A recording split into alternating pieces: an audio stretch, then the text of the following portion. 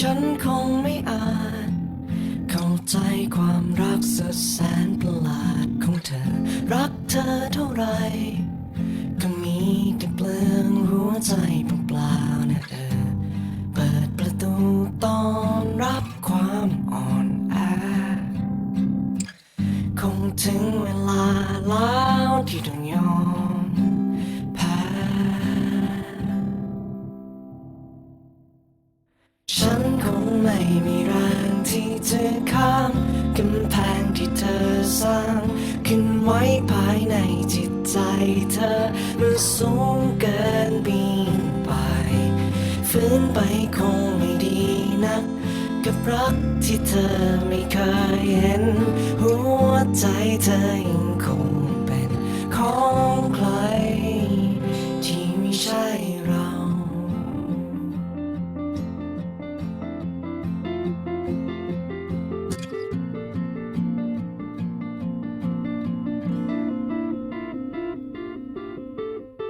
ความจริงก็รู้ว่าเธอไม่ต้องการ